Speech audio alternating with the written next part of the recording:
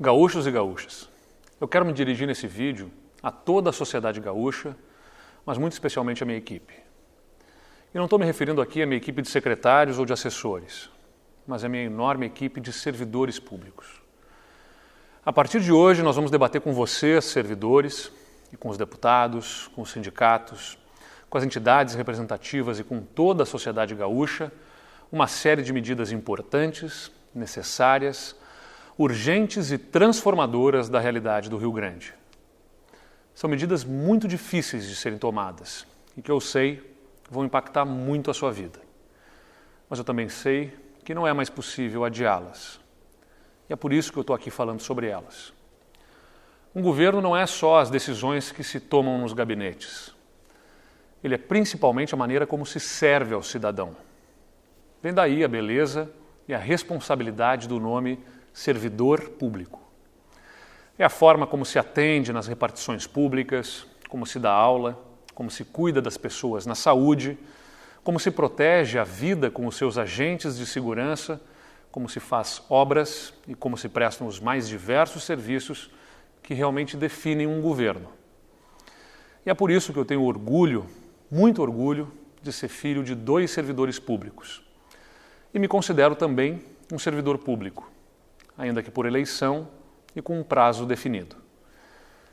É justamente por ter essa consciência da importância dos servidores públicos que nós vamos apresentar ao longo dos próximos dias uma ampla reorganização nas suas carreiras, na maneira como o Estado contrata, remunera e se relaciona com as diferentes categorias funcionais.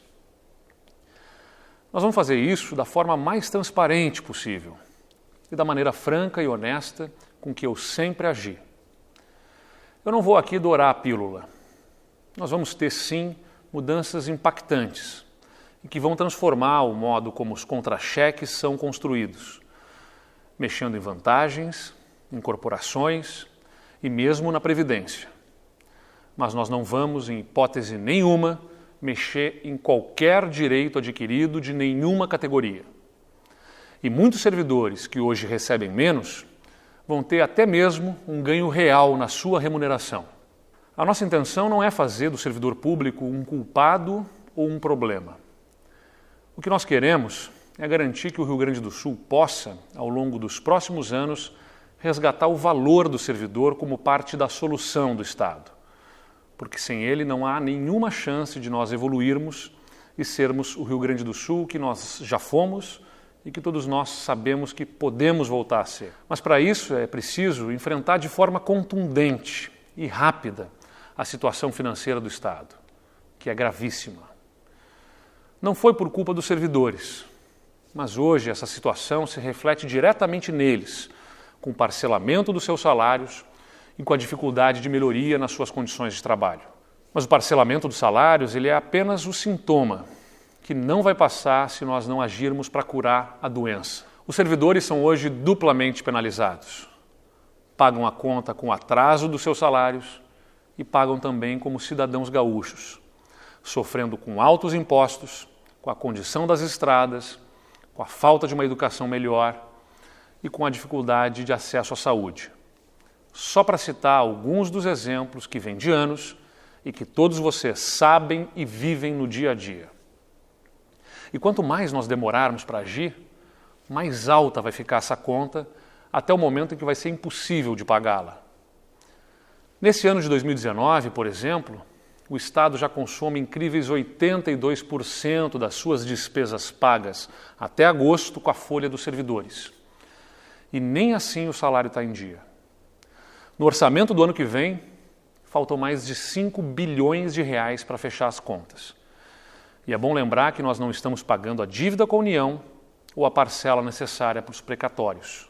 E se o governo nada fizer, se ele não der nenhum reajuste salarial, se nós ficarmos sentados de braços cruzados, ainda assim o custo da folha de pagamentos aumenta em 1 bilhão de reais todo ano. Em menos de 10 anos, metade de toda a força de trabalho do governo vai estar se aposentando.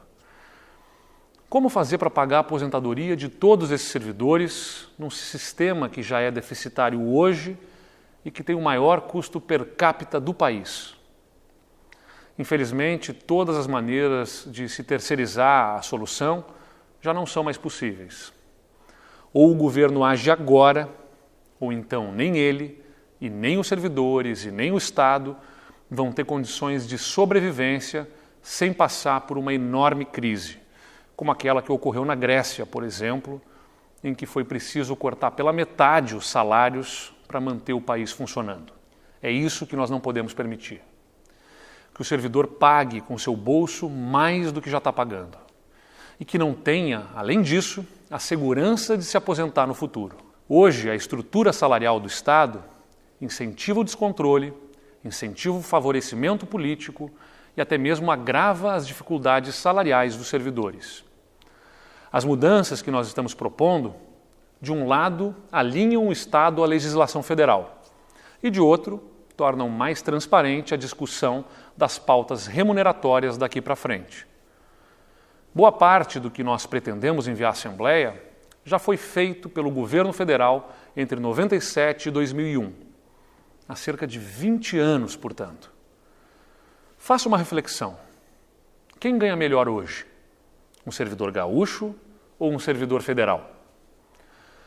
Algumas das coisas que nós hoje chamamos de vantagens foram exatamente o que tornaram difícil, ao longo desses 20 anos, melhorar o padrão salarial do funcionalismo gaúcho.